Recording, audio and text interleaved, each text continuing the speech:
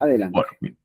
primero que nada, muy buenas noches a todos. Mi nombre es Alex Cardoso, tengo 22 años, soy alumno de licencia de ATFA.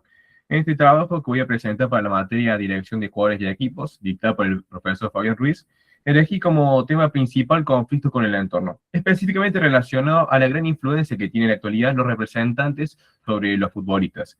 También indirectamente hablaré sobre cómo interfieren las familias, el impacto que genera esto en redes sociales, como así también cómo queda la relación luego de ese jugador con el hinchada, como así también con la prensa.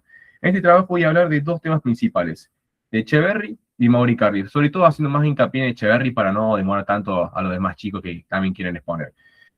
El tema de Claudio David Echeverry es uno de los ejemplos más significativos que tenemos con el tema de la gran influencia que tienen los representantes en la actualidad.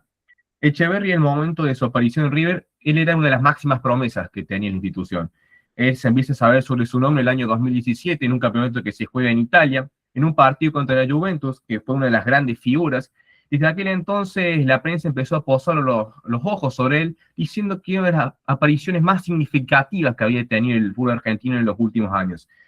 Ya desde aquel entonces la presión que se empezó a poner sobre Echeverri había sido muy grande, tal es así que esas comparativas innegables que suele hacer muchas veces la prensa, de ver que de Messi se encontraba en los últimos años de su carrera, de ver si quizás él podría ser ese famoso sucesor, ese heredero del trono. Echeverri termina debutando en el año 2023, específicamente en junio, en un partido contra Instituto, dejando una muy buena impresión sobre todo de lo que se esperaba de él. Esto, por supuesto, empezó a generar muchísimo interés de clubes europeos que se empezó a interesar sobre él, sobre todo porque también previamente había disputado el Mundial Sub-17, un gran Mundial Sub-17 que también haciendo Echeverri con la cama de Mastantuono, Jan Subiabre y demás. Y acá viene el tema central sobre cómo influye después el representante en la carrera de Claudio David Echeverry.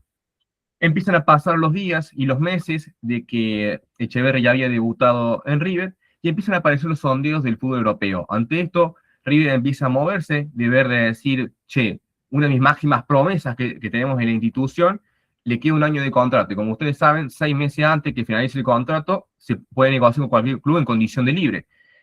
Ahí le ofrece una renovación de un contrato al Diablito Echeverri, que en ese momento era menor de edad y no podía hacer un contrato de larga duración.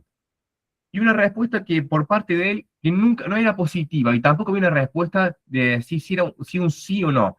El río empieza a crecer incertidumbre, tal es así que llega diciembre del año 2023, en el partido de Trofeo de Campeones que Río fue contra Rosario Central, tirada por dos tantos contra cero, ya que empezaría el principio del fin, por decirlo de una manera. En una nota que Echeverri hace post partido con el periodista Nicolás Distacio, y con esto si le preguntas si realmente él iba a renovar con River. Y la respuesta textual que da el Diablito Echeverry es no, no podía renovar con River. Esto, por supuesto, fue una bomba que estalló dentro de las arcas institucionales de River, de decir que una de las máximas promesas estaba por ir en condición de libre.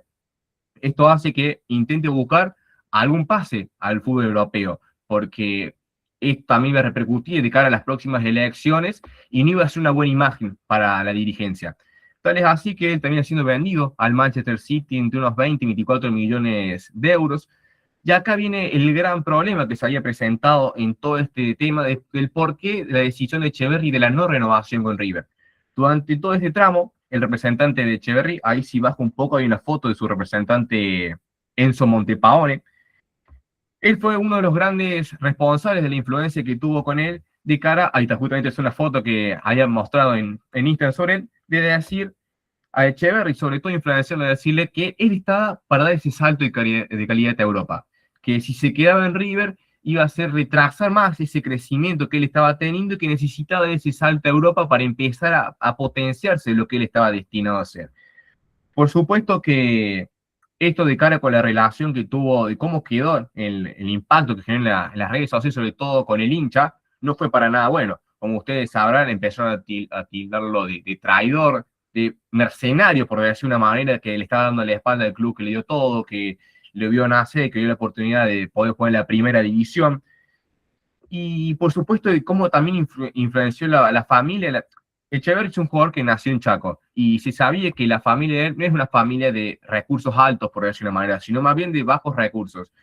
Y también uno si se pone en el lugar de la familia, así que en ese momento viene el Manchester City, que en ese momento es el mejor equipo del mundo, que venía con Guardiola, le gana la Champions, gana la Premier, y por supuesto que es algo que lo mueva a cualquiera. Pero cuando uno ve del lado la faceta del hincha, el hincha no se pone a pensar en eso, el hincha quiere los logros deportivos de su club, de su propia institución. Esto también que terminó repercutiendo. El pase que se hace de Echeverri en Manchester City, este mismo representante, Enzo Montepavone, también tuvo problemas posteriormente con Guardiola. ¿Por qué? Porque en el City jugó muy poco, tales así que lo tenían mandando a préstamo al Bayer Leverkusen, también juega muy poco, termina rompiendo ese préstamo, y de así mandó nuevamente el préstamo al Girona, que no era el Girona que había peleado previamente la liga, era un Girona que estaba peleando los últimos puestos de ascenso.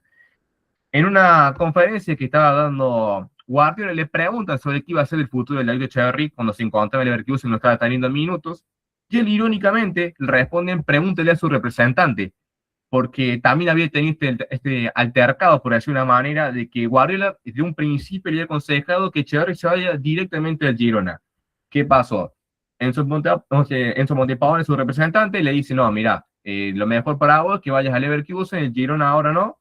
Tal es así que Echeverri decide irse directamente a Leverkusen, que por supuesto, si uno ve el recorrido completo, las decisiones que tomó en base a la gran influencia del representante no fueron las mejores. Se fue de River City, jugó muy poco en un equipo que estaba rodeado de estrellas por todos lados. Julián, si bien se fue el poco tiempo, tenía Haaland, De Bruyne, Gundogan, Bernardo Silva. Era muy difícil que desde un primer momento él pueda ganarse esa titularidad. Y tal es así que después cuando se va al Leverkusen tampoco juega poco y nada, y termina yendo a un Girona que ya pelea los últimos puestos de liga. Y esto es uno de los grandes casos sobre cómo la influencia que tienen representantes, no de los futbolistas en general, sino sobre todo los jóvenes futbolistas que aún no tienen ese conocimiento, esa experiencia de manejo de muchas situaciones, y cómo decisiones acertadas hacen que se estanquen esas carreras de esas famosas estrellas en alza. Otro caso, para mencionar muy por encima, que también ocurrió en Río últimamente, fue de Luca Escarrato, su representante Martín Guasta diciendo que acá no lo puse, sino más que nada para comentar en general que lo termina llevando el jugador por la patria potestad. Tal es así, también termina hablando con River, que le hace una denuncia ante la FIFA para sacarle el carnet para que no pueda ejercer más como representante de los jugadores. Y cómo se ve muchas veces, porque conocemos más que nada los temas de los jugadores más conocidos y de clubes importantes, pero para concientizar que en el fútbol en la actualidad los representantes, muchos representantes, pasa que o te potencia la carrera o te la termina estancando por malas decisiones. Y si el futbolista no está bien acompañado y el entorno no lo asesora bien, hace que ocurran muchas veces estas cosas. Menciono lo de Icardi muy por encima para ir cerrando y no devorarme más tiempo. Recordemos lo que pasó con Icardi el año 2019 cuando estaba en el Inter. Icardi era el capitán y referente del Inter, era el goleador. Su ex representante y ex esposa Wanda Nara da unas declaraciones públicas diciendo de que Icardi tenía ofertas de la Juventus, del Real Madrid, y que a su vez también se ponía a criticar a los dirigentes del Inter porque Icardi había pedido un aumento de su salario, diciendo que él era capitán del Inter y que merecía tener más reconocimiento.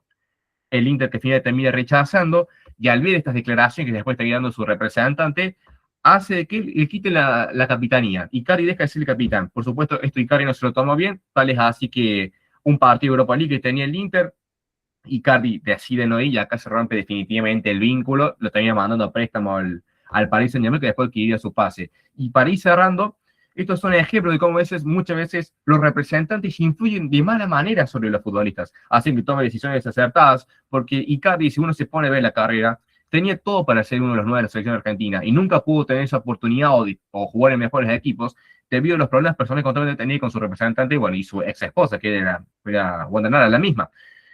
Y el caso también del Diablito Echeverri, como esas jóvenes promesas que tienen todo para triunfar y debido a que están mal asesorados y que el entorno no lo acompaña bien, hace que su carrera se termine estancando de cierta manera. Y son esos famosos jugadores que estaban destinados a ser que al final no fueron nada. Por supuesto que Echeverri es muy joven, pero más que nada para concientizar de que existen muchísimos casos de representantes que tienen una gran influencia sobre los jugadores y que muchas veces hace que tomen decisiones desacertadas. Con esto ya finalizaría, no quiero demorar más tiempo. Excelente, Alex. ¿Alguien que quiera hacerle algún tipo de pregunta?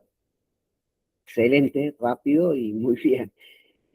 Sí, yo creo que esas cuestiones también hay que ayudarle un poco a los jugadores. En el momento de elegir representante y en el momento de tomar datos. Lo importante es que el jugador tenga voz y voto en todo esto. ¿Alguien que le quiera hacer una pregunta, una acotación?